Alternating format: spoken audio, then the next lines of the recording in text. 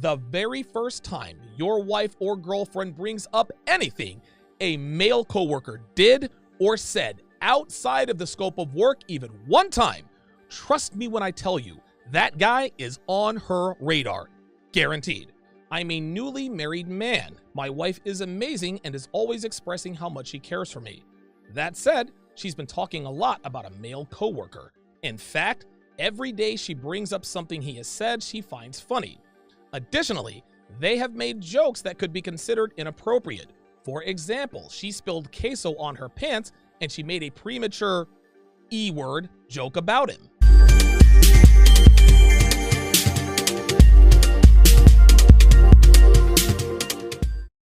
In 1964, United States Supreme Court Justice Porter Stewart was on the panel for Jacob Ellis versus Ohio. It was a First Amendment-inspired case centering around a 1958 film entitled The Lovers. The long and short of the case was that the film had a sex scene that was extremely graphic in nature and described by some as pornographic. Porter Stewart didn't think so, and he expressed his subjective opinion of hardcore pornography in a way that became something of a landmark. The case resulted in Justice Stewart's subjective definition of hardcore pornography when he said, quote, "I shall not today attempt further to define the kinds of material I understand to be embraced within the shorthand description, which was hardcore pornography, and perhaps I could never succeed in intelligibly doing so. But I know it," he said, "when I see it." The same could be said about a lot of things we encounter during our everyday lives. For example, is someone who is being an a-hole to a woman attractive, rude, or abusive? Obviously, that depends upon the context, the man, and the woman, but the very definition of rude is highly subjective. Here's another example. Which is better for your overall health, a plant-based diet or a ketogenic diet? Again, there are many factors at play, such as a person's goals. Do they want to lose fat or gain muscle? Do they want to improve athletic performance, physical strength, or achieve a highly aesthetically pleasing physique?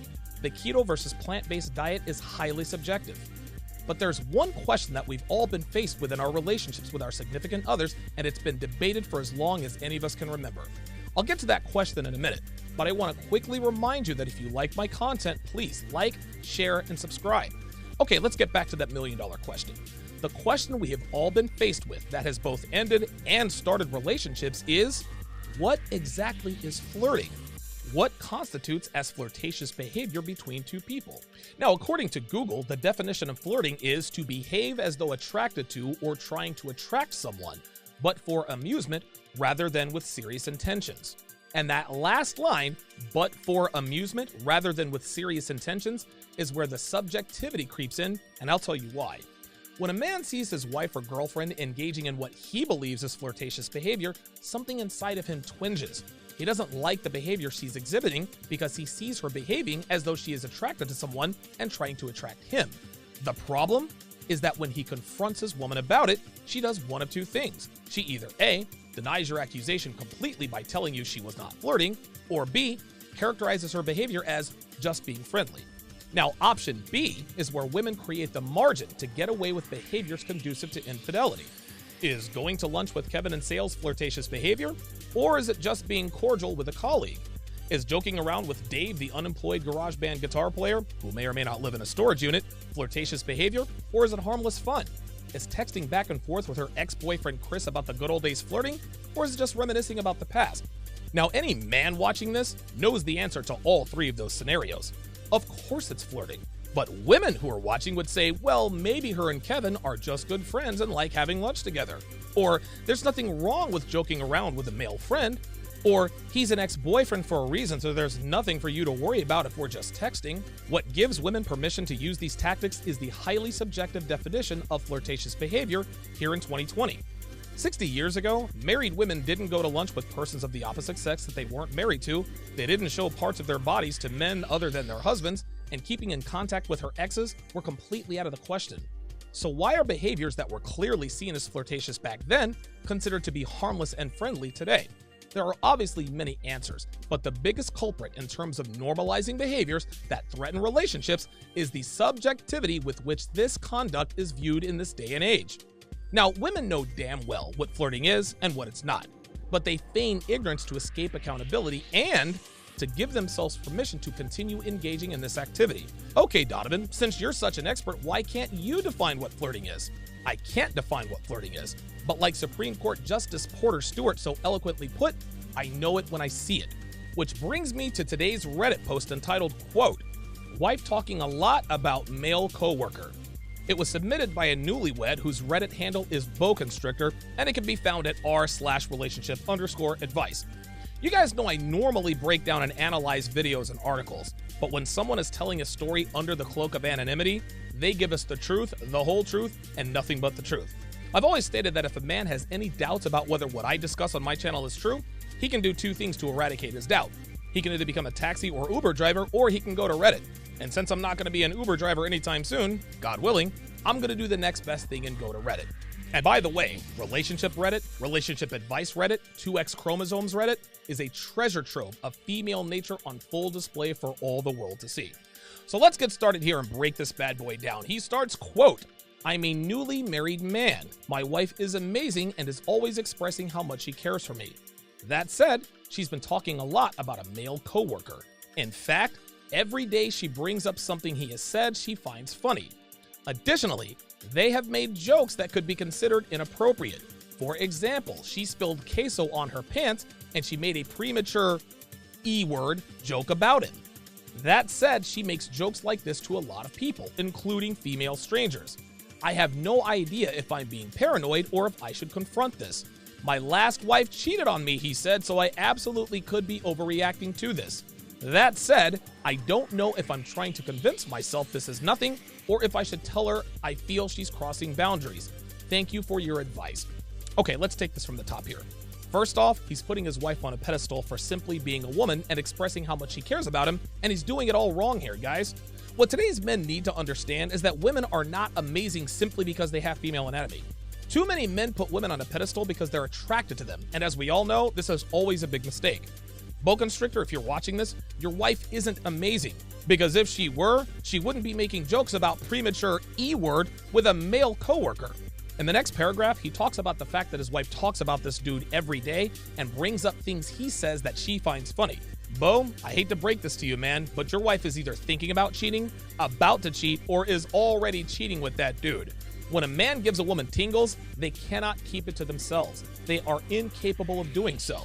Yes, there are some who are good at keeping their feelings of carnal attraction from their significant others, but these are the borderline personality disorder and dark triad females of the world. But by and large, most women cannot hide their attraction for another man from their husbands. Now, they think they can by making what they believe is innocuous conversation about a random coworker. But gentlemen, listen to what I'm about to tell you and listen good. The very first time your wife or girlfriend brings up anything a male coworker did or said outside of the scope of work even one time, trust me when I tell you, that guy is on her radar. Guaranteed. Women don't bring this stuff up for no reason, guys. It's an involuntary response. But for men like BowConstrictor, who doesn't have the kind of awareness he needs, he doesn't see the situation for what it really is, which is his wife is having or is about to have an affair with her male coworker. If your wife or girlfriend mentions a male coworker even one time, start the countdown to when she tearfully admits to you that she's been having an affair with this guy. Bo, your wife thinks he's funny and she's telling you about it. She is literally telling you, hey, I'm about to cheat on you with this guy. But because you have no idea how to recognize this kind of behavior, you're about to get got. Then in the next paragraph, he talks about joking around about premature E-word about him. What? Your wife is joking about another man's premature release? Bo, did it ever occur to you to ask yourself or her, how the hell do you know about his premature release issues? Well, there are a couple of answers here. Number one, they have conversations about fooling around. B, they are fooling around. Or C, they're having conversations about fooling around. Guess what, Bo? None of these is appropriate. And lying to us by saying she jokes like this with a lot of people, including female strangers, is pathetically transparent. Where's your post about her making jokes with those people? Why aren't you concerned about them? Oh, I know. They don't exist. You guys, BowConstrictor knows this is inappropriate behavior. But because he doesn't have the testicular fortitude to call out his wife, he's looking for a back door to slip through when the truth becomes obvious. Well, she jokes like this with everybody, he tells himself. It doesn't mean anything. He told Reddit that she jokes like this with everybody, so that Reddit can tell him what he wants to hear, which is not to worry about it. It's nothing. Bo doesn't want advice. He wants permission to bury his head in the sand and remain blind to his wife's impending affair with her male coworker. Now, his last paragraph really puts the nail in the coffin when he tells us that his last wife cheated on him, which tells us a few things. Number one, his last wife did not love or respect him enough to remove herself from situations conducive to cheating. And number two, and most importantly, he told his current wife his last wife cheated on him, which is always a mistake. Why is this a mistake? Because it gravely compromised her attraction to him, which is exactly why she's looking to get with her coworker. You see, guys, women lose respect for men they know have been cheated on. When they find out a woman betrayed him in the worst way possible, women ask themselves questions like, what's wrong with him? How could he let that happen? Is there something I don't know about him? Is this the first time she cheated or the first time she got caught? Why did she cheat? Does he have a small sausage? Is he a mama's boy? Bo's wife asked herself these same things, and regardless of what he told her, her husband is inherently flawed in her mind because another woman misbehaved in the worst way on his watch. A man that gets disrespected by women the way Bo's ex-wife disrespected him loses the respect of other women, including ones like his wife, which again explains her behavior. So Bo Constrictor, if you're watching this, my advice to you is twofold. Number one, do not tell women you're dating that you've been cheated on by other women. That doesn't do you any favors, and that doesn't guarantee they won't cheat. Now, they may empathize with you and even sympathize with you, but sympathy is not something you want or need from a woman. Being an open book with women about women who have cheated on you is making them lose respect for you. Stop it. And number two, start the countdown to your wife serving you with divorce papers, because once this behavior starts, it never stops. You can confront her all you want to, but all she's going to do is deny it. Then you know what's going to happen? She'll never mention him to you again because she now knows you're on to her. She's going to start working later. She's going to be taking her phone into the bathroom with her. She's going to be running errands on the weekend. And all of a sudden, she's going to be going to weekend conferences and workshops out of town. I hate to break it to you, Bo, but your marriage is already over. Next time, take more time to vet her, take more time to train her, and set and establish boundaries. And you'll reduce the odds of this happening to you for a third time. And if you're wondering how and where you can learn to do these things, I would highly recommend my 5-part, 7-hour audio course, How to Build a Quality Woman from the Ground Up. Shoot me an email at tsr@donovansharp.com and I will send it to you, Bo Constrictor, at no charge. Hope to hear from you, Bo. I mean it.